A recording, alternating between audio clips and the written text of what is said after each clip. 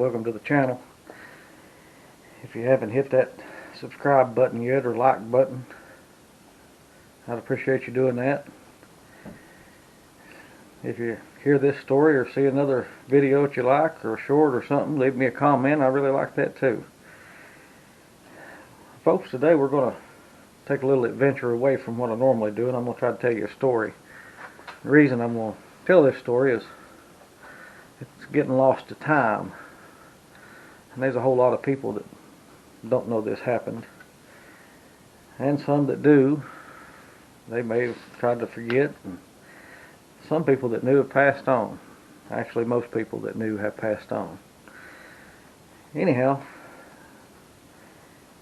I'm just going to tell you the story the way I'd tell it to somebody that I'm talking to directly. And hopefully that'll work for you. I'll try to put you some pictures and maybe some video clips up, but mostly pictures. Try to explain what I've seen, or researched anyway, and see how it goes. Anyhow, I live in a small town called Gate City, Virginia. It's been my hometown all my life. We're in far southwest Virginia.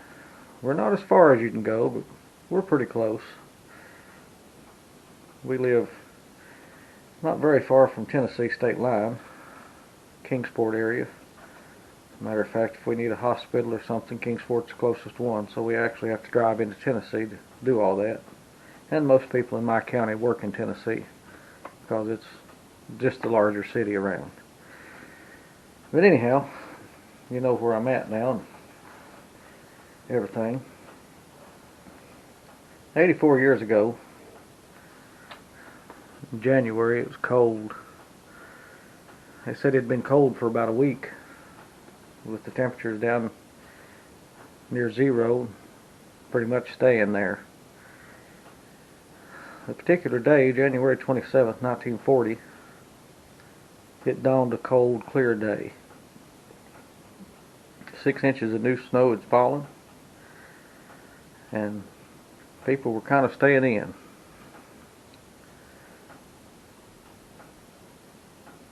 There wasn't much going on, but everybody needed to stay warm. Like I say, it was real cold. And back then you heated either with coal or wood or maybe oil. Oil furnaces were getting to be a big thing at that day and time. People needed gas too. What few gas stations were around, which they were plentiful, but they wasn't as many as there is now. Wasn't as many cars. That morning, a man by the name of Clarence Gobble got up, stoked his fire, I'm sure, helped keep everything warm, got ready to go to work. You see, he worked part-time for Addington Oil Company, and that business is still in business today. His son, Hagen Gobble, got up and decided he was going to go with Dad to ride in the old oil truck and make deliveries. Well, they both, I'm sure, went down to the terminal, or the office, whatever they want to call it. Had to get that old oil truck started, Clarence did. Boy, it's cold. It didn't want to start. I'm sure he had a hard time getting it started. Somewhere along the line, he either picked up a friend or maybe another employee. His name was Carter Suttle. And they all decided they was going to go and deliver that oil that day. At the same time, there was a southern mixed freight train, eastbound, on the line, somewhere between Duffield and Gate City. If you know anything about our neck of the woods, or if you was to look it up on a map, Gate City, you can tell the train tracks run all the way through town. It started out as the South and Western Virginia Railway and then became part of the Southern. And we're somewhere around 14 miles east of Natural Tunnel. If you wanted to look that up, railroad runs right through it. Well, after a little while, old Clarence, they got that old oil truck warmed up. They all piled up in that truck. Started out US 23. Now back then, US 23 wasn't a 4-lane. It ran right through the middle of Gate City. The streets now are named Kane Street and Jackson Street. It came smack dab right through the middle of town. Well, that morning, Clarence headed east on Kane Street. Nowadays, east on 23. And as he headed out through there, I don't know exactly what happened. Nobody does. But he had to turn. Well, nowadays you have to turn on the Margie Street. Back then, you just made a slight turn at what's now Powell's Restaurant. Traveled down that street, which was US 23, and if he had looked off to the right about 100 yards, the Southern Railway tracks is there. That freight train had made it to Gate City and was traveling east on the same railroad tracks that I was telling you about. Clarence and Hagen and Carter, they were all going east also. And for some reason, when you get out there on US 23 back then, or Margie Street now, there's a railroad crossing. And we don't never know, we'll never know what happened, but Clarence, he didn't stop right in the path of that freight train. They said it was an awful crash. The brakeman, C.H. Blevins, was on the back of the train in the caboose, along with the conductor.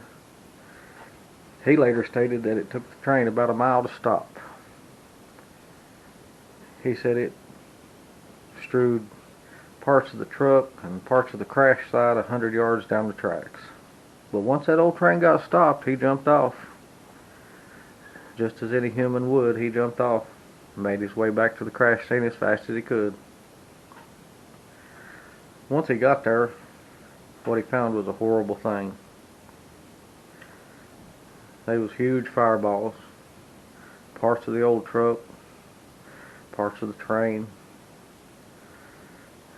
Everything was on fire.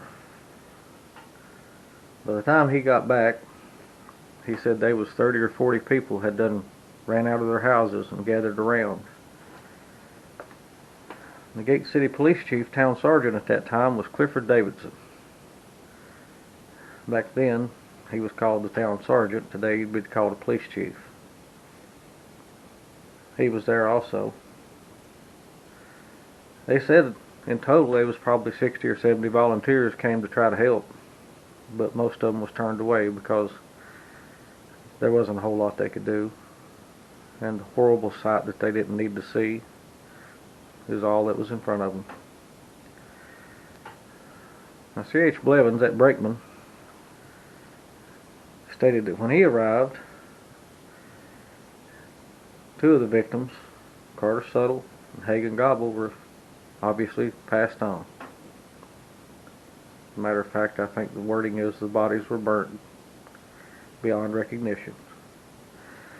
But somehow, old Clarence, he was still trying to dig his way out of the rubble, trying to get up out of that fire.